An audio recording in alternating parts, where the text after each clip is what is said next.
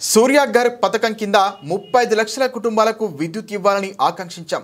ఈ పథకం కింద ప్రతి నియోజకవర్గంలో 10,000 కుటుంబాలకు విద్యుత్ ఇస్తాం. సూర్యాఘర్ అమలుకు మద్దతు ఇవ్వాలని కేంద్రాన్ని కోరాం. మా ప్రభుత్వం ఏపీ ఇంటిగ్రేటెడ్ క్లీన్ ఎనర్జీ పాలసీని తీసుకొచ్చింది. ఈ పాలసీ ప్రకారం 72 గిగావాట్ల గ్రీన్ ఎనర్జీని ఉత్పత్తి చేయాలి. రూపాయలు 28,346 కోట్ల విలువైన గ్రీన్ ఎనర్జీ కారిడార్ ఇవ్వాలని కేంద్ర మంత్రి ప్రహ్లాద్ జోషిని కోరాం. ఏదైతే సోలార్ రూఫ్ టాప్ సూర్యఘర్ ఈ కార్యక్రమం కింద ఒక 35 లక్షల కుటుంబాలకి కరెంట్ ఇవ్వాలనుకుంటున్నాం. దాన్ని కూడా క్లియరెన్స్ ఇవ్వమని చెప్పి అడిగాను. ఇది డిమాండ్ డ్రివన్ ప్రోగ్రామ్ కాబట్టి మీరు ఎంత చేసి అంత ఇస్తామని చెప్పారు. దాని ప్రకారం మ్యాక్సిమం వెళ్తున్నాం. ఇది కూడా క్లియర్ చేయడం జరిగింది. అందుకే కాన్స్టిట్యున్సీకి మినిమం 10,000 రూఫ్ టాప్ సూర్యఘర్ కింద ముందుకు పోతున్నాం. ఇది కూడా వార్ ఫుటింగ్లో ఎస్పెషల్లీ వీకర్ సెక్షన్స్కి ఎస్సీ ఎస్టీ ఫ్రీగా ఇస్తాం. గవర్నమెంట్ ఆఫ్ ఇండియా ఇచ్చేదే కాకుండా బీసీలకు అదనంగా ఒక 20,000 రూపాయలు అదనంగా ఇస్తాం.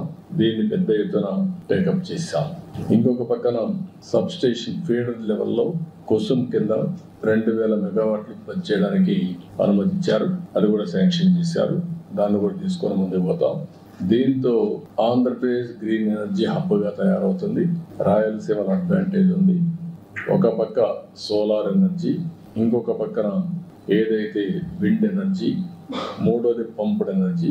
ఈ మూడు కలిపి బ్యాటరీ కూడా పెట్టుకోగలిగితే 24/7 పవర్ వచ్చే పరిస్థితి వస్తుంది.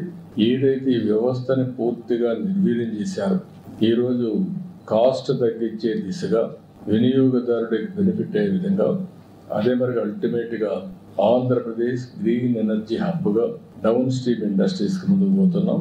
రాయలసీమ అయితే గ్రీన్ ఎనర్జీ ఉత్పత్తి చేయడానికి వస్తుంది. అదే మరి కోస్టల్లో ఏవైతే పోర్ట్స్ ఆధారంగా చేసుకొని ఎక్కడికక్కడ గ్రీన్ హైడ్రోజన్, అమోనియా ఇవన్నీ ఎక్స్పోర్ట్ చేయడానికి అవకాశం ఉంది. ఆ కార్యక్రమంలో ముందుకు పోతున్నాం.